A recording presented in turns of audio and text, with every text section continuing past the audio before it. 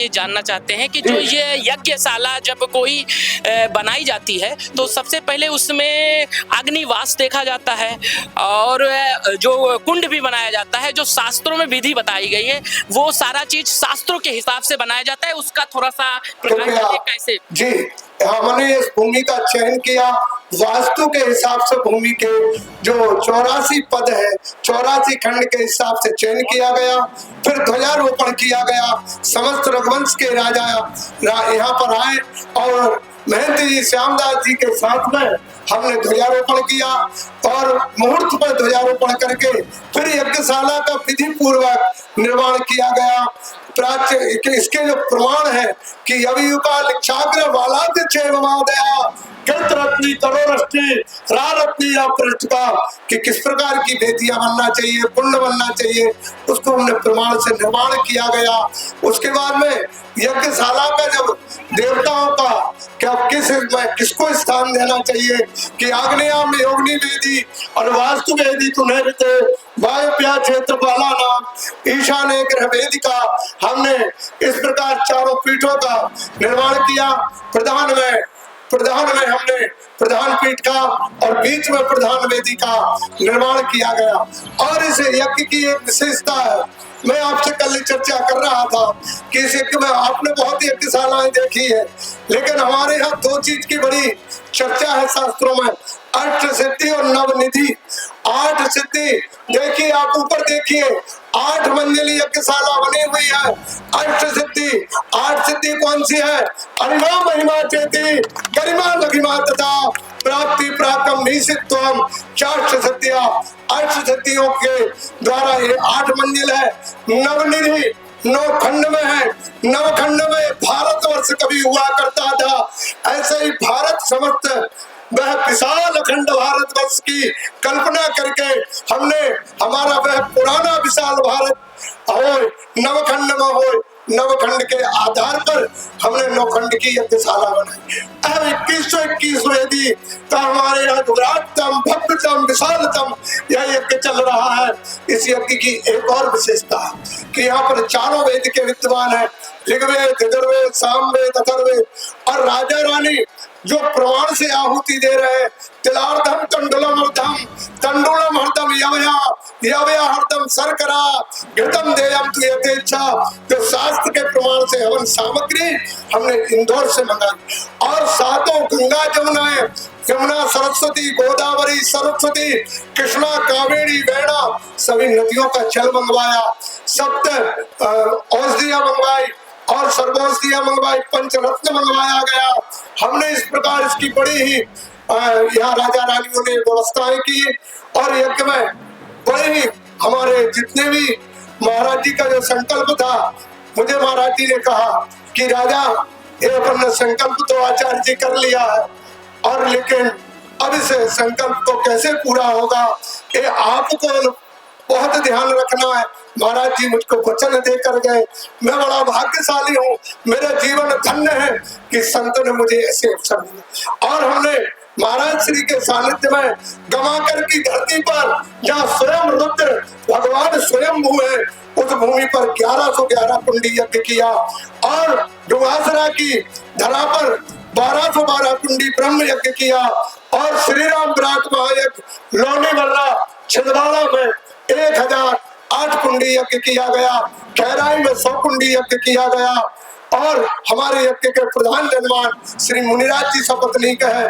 और इस यज्ञ में हमारे यहाँ रामानंदाचार्य जो कामता पीठाधीश्वर जगत गुरुदेव भगवान की अमृतमयी कथाएं थी, उनके मुखारविंद से अमृतमयी कथा का पान किया। और मुझे महाराज श्री ने, जगत गुरुदेव भगवान ने, संतों ने, आचार्य विद्वानों ने कल मुझे वैदिक कर्मकांड याज्ञिक सम्राट की उपाधि से मुझे कल अलंकृत किया और मैं बड़ा सौभाग्यशाली हूँ कि इस यज्ञ में भगवान ने यहाँ स्वयं धरा पर जहाँ जन्म लिया है, खेलत खात फिरत अंगना में, ऐसे भगवान यहाँ पर जन्म लिए, जहाँ पर बाल रूप की लीलाएं भगवान ने की और जहाँ पर मैया कौशल्या कान पकड़ के राम को अपने अंगना में नचाती हैं, जहां पर दशरथ जी अपने लल्ला को गोद में खिलाते हैं। ऐसी धरा पर जहां पर भगवान का जन्म हुआ, 500 वर्ष का आताताइयों का कलंक लगा हुआ, वह कलंक हमारा मिटा, भगवान राम की स्थापना हुई, भगवान के वंशजों ने आकर यहाँ पर राम यज्ञ किया और भगवान को आहुतियां प्रदान। महाराज जी, जैसे कहा जाता है कि पहली बार जब कहा जाता है कि जब श्रृंगी ऋषि वशिष्ठ बुलावा, पुत्र काम शुभ यज्ञ करावा, पुत्र की कामना के लिए यज्ञ कराया गया था। उसी प्रकार से प्रभु की प्राण प्रतिष्ठा हो गई। महाराज जी का एक संकल्प था कि वो पूरा किया जाए। तो कहा जाता है ये दोबारा जो यज्ञ किया जा रहा है, तो क्या जिन भक्तों ने इसमें सहयोग किया है और जिन्होंने आहुति डाली है, तो क्या उसी प्रकार से उनकी सारी मनोकामना को पूर्ण करने वाला ये यज्ञ है? यह यज्ञ, यहाँ पर मैं सत्य कहता हूँ, मेरे वेद कहते हैं, मेरे शास्त्र कहते हैं, 18 पुराण कहते हैं, 6 शास्त्र कहते हैं, 4 वेद कहते हैं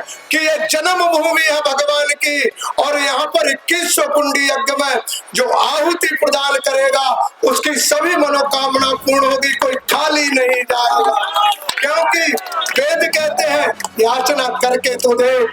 यज्ञ कुंड की आहुति में अग्निनारायण को आहुति प्रदान करके देख, तेरे समस्त मनोरथ परिपूर्ण हो जाएंगे। जी, बस आखिरी सवाल लेंगे। कहा जाता है जब यज्ञ का अनुष्ठान किया जाता है तो उसमें यजमान जो चयन भी किया जाता है, उनके लिए भी कुछ नियम और कानून बनाए जाते हैं। तो वो नियम और कानून क्या बनाए गए और किसके तहत वो यज्ञ में यजमान बन सकते हैं, उसका भी थोड़ा सा प्रकाश डाल दीजिए। ये आखिरी सवाल हमारे यज्ञ मीमांसा का प्रमाण है।